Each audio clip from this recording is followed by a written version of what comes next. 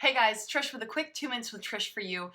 I was doing some thinking and I wanted to share with you a mistake that I made that really kept my perfectionistic thinking in this hamster wheel of just self-beratement, self-criticism, and self-hatred. It's one of the reasons I spent 10 years struggling with my eating disorder and my body image and my this addiction to trying to look like I had it all together but felt like I was crumbling on the inside. And what it was when I was upset with myself or disappointed in myself, I yelled at myself. You know, we sometimes, honestly, we say the things to ourselves that we would never dare utter out loud to anybody else. And that was what was happening. I was yelling at myself rather than having a conversation with myself.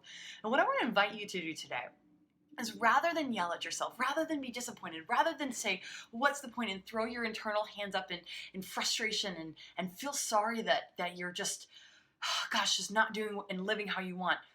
What would happen if you had a conversation with yourself? If you start saying, hey, what's going on here? And that, honestly, it sounds so simple, but have you ever had in a relationship with somebody or with your siblings or your parents, like what kind of conversation and outcome comes out of yelling, like back and forth yelling? Absolutely nothing.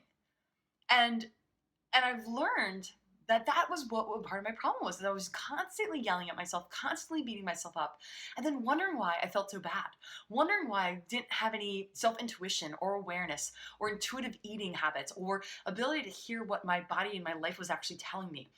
And what I learned was learning to have a conversation with yourself, you learn how to listen, you learn how to communicate better, and you start finding that beautiful thing called balance in life, where you're not just living in the land of black and white, black, white, black, white, in this pendulum swing of all or nothing, but you find this beautiful area of gray, of greatness. Gray and greatness is where life really happens.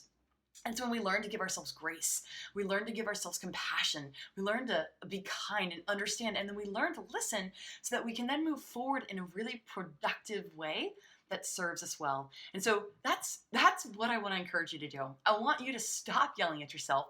Stop being your own worst bully. It's just time to stop it. Like there's no other, we're so anti-bullying in all areas of our life, right? In our schools, online. It's a big deal. It's a serious deal, bullying. But why is it okay then to bully yourself? It's not. So stop the bullying, be kind to yourself, stop yelling at yourself, and start having conversations. And I promise you'll be amazed that those conversations end up taking you further in life than you thought possible. They're going to give you those breakthroughs. Your breakdowns are going to turn into breakthroughs because you learn to stop yelling and start listening and having conversation. Because I hope that you were inspired. This 2 minutes with Trish was brought to you by the College of Confidence. Come check us out at trishblackwell.com/college. And if this was at all encouraging or inspiring, please share this video, comment below, tag a friend, and let's share the love. Let's stop the self-bullying and start listening and having more conversations rather than just yelling at ourselves. I hope that helps. Love you. Much love to you.